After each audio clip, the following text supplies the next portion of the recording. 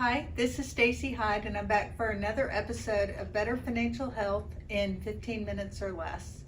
And when I was trying to think of ideas for this podcast today, I did a Google search, and the number one thing that people wanted to know in personal finance was the difference between debit cards and credit cards and when to use either.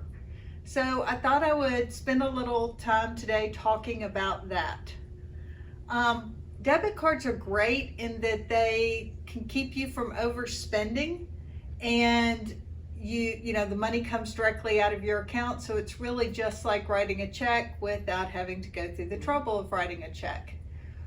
The issue with the debit card is it's directly linked to your checking account, so any sort of fraud on that account, the money is gone from your account.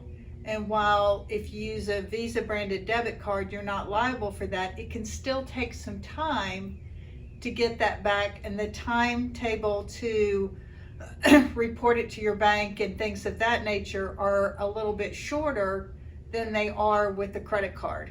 So that's why if you are using a debit card pretty frequently, I would encourage you to not have all your money in that checking account. So if there was fraud, like if you keep bigger balances, 5,000, 10,000 or more, and you like to use a debit card, I'd encourage you to move some of those funds over into a savings account just to not put those additional monies at risk.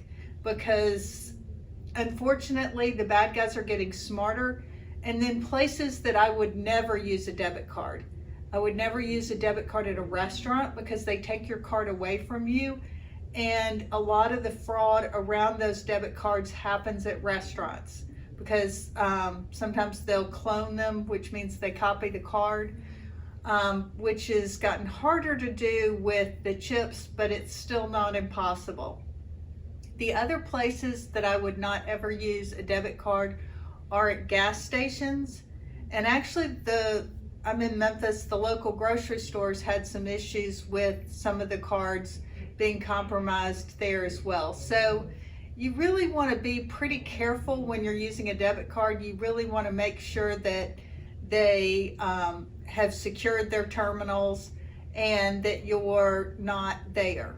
A credit card, on the other hand, it can be a little bit dangerous because unless you are making payments on those weekly, you can lose track of how much you've spent.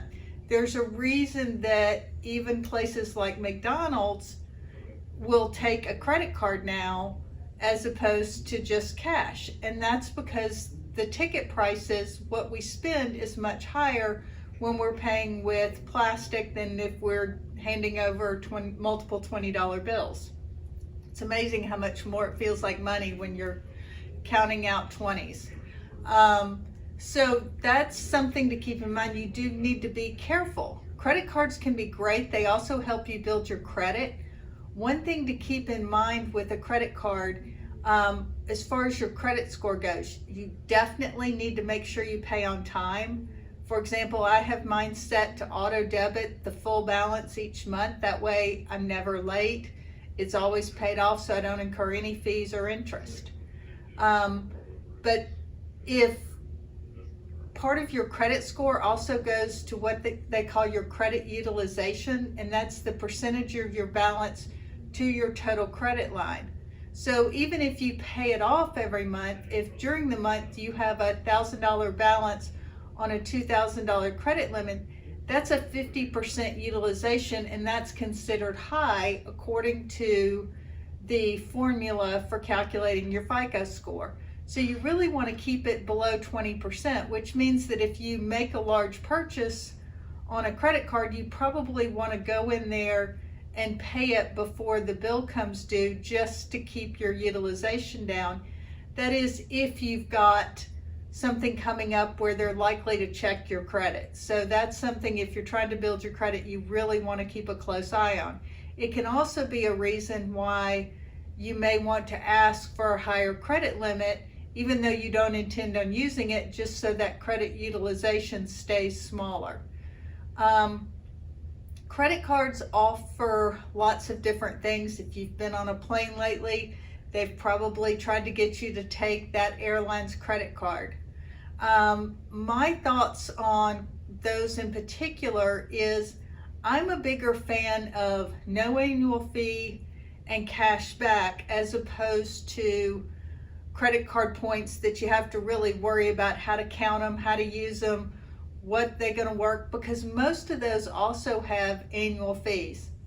And if you start paying $100 for this credit card and $150 for this one, it can also get hard to manage that, and it's likely you don't need to. Three that I have personally used is the Costco City Card. It's nice because it actually has your picture on the back, which gives a little bit more security there. You get cash. You do have to be a Costco member to get it, so that may rule some people out. The Chase Sapphire Freedom Unlimited card has no annual fee. You earn points back for travel and things of that nature, and you can use the cash on gift cards, Apple products, or just cash on your statement, which is nice. Also, Discover has a similar cash back. They run every 3 months. They run specials where you can get 5% cash back. So that can be good, and all of those credit cards will actually give you your credit score, so you can really monitor what's going on there. That's a great way to keep up with how you're doing. And I will say that in my personal experience, Discover has the best customer service. It's easy to talk to a human, but Discover's not taken everywhere, so you might want to have a Discover and a Visa or MasterCard as well. So that's my thoughts on it. Debit cards can be great with managing spending. You do have to be a little more careful with fraud on those, and beware of credit cards that have a lot of annual fees, because those can add up quickly and kind of defeat the purpose. But whatever you do, if you're using a credit card, pay it off fully at the end of every month. You do not need to carry a balance to increase your credit score. Paying it on time and only using a portion of your available credit is the best way to do that. Thanks for tuning in. This has been another episode of Better Financial Health in 15 minutes or less.